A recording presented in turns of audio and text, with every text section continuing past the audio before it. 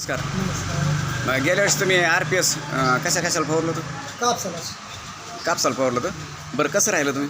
चांगलं चांगलं काय राहिलं म्हणजे? चांगलं हे म्हणजे हे कापसात तेच उतार कसा राहिला? उतार 10 चांगली झाली होती. एकरी? पण त्याच्या अगोदर कधी वापरलं होतं का? पण त्यावेळेस किती ॲव्हरेज निघायची? कमी 40 40 का? क्विंटल 5 एकरनी 40 क्विंटल निघायचा. 5 एकरमध्ये 40 निघाले. यावेळेस 50 60 60 निघाला. हां. 60 निघाला. 5 एकर 12चा ॲव्हरेज लागला मग.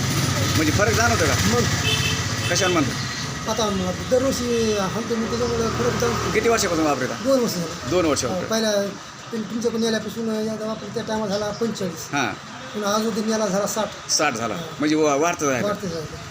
किती फवारणी करीत सर? त्याच्या 2 फवारणी केल्या. तरी आपलं खत वापरलं नाही तुम्ही अजून. तुमचं खत नव्हतं वापरलं. आता खत यावर्षी वापरत तुम्ही. म्हणजे शेतकऱ्यांनी वापरायला पाहिजे की नाही? वापरा पाहिजे. वापरायला पाहिजे. उत्पन्नात वाढ होती ना? वाढ होती. नक्की. खोटं सांगू नका बरं का शेतकरी. तुम्ही सगळ्या ह्याला ग्रुपला चालला जाता. नाही ना? तर अशा पद्धतीने 2 वर्षापासून RPS 76 वापरते. तर चांगला रिझल्ट आला आहे आणि त्यांचा ॲव्हरेज वाढच ना 15-20% वाढच ना. तर असे शेतकरी समाधानी आहेत. धन्यवाद सर मुलाखत दिल्याबद्दल.